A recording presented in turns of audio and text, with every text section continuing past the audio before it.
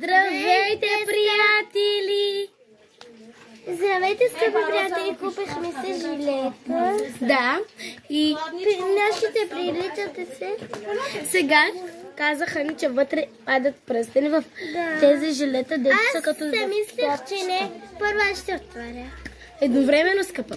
И сега ще видим дали това работи. Затова, хайде! И сега нека да го отварим. Да, те ми покъсна как чете. Нека да го отварим. Първа си, хайде. Ама какво? Това е истинско. Като златен, много е хубав. Сега да видим дали ясно. Сребен. Така играчки. Няма. За мен е пръстен, няма ли? Ама трябва да бъркам ли в тая гадост? Това прилича като на супол.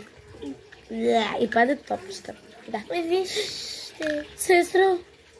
Няма ли? Имаш. Сега. Знаете ли от тези неща колко годишна бях, когато съм си играла? Бях на 5 годинки. А не ми махнеш. Спри се! Нищо. Да, ето го, приятели. Гадост, това е... На това! Але! На това е, бе! Не е златен, скъпа.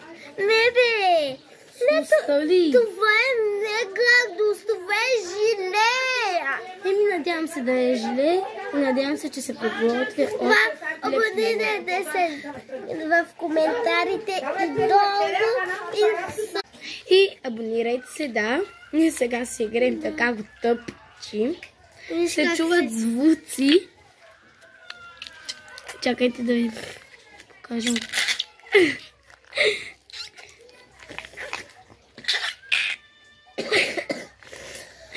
Много е забавно. Да, това беше от нас. Други ни пак ще снимаме за това. За сега, чао! Абонирайте се. Абонирайте се за канала. Дайте един палец нагоре. Пишете долу в коментарите дали вие сте си взели от тези неща, дето се чуват много странни звуци. За това, чао!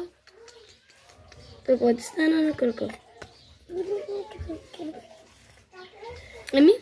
Чао. Ме кръка, че не го движих.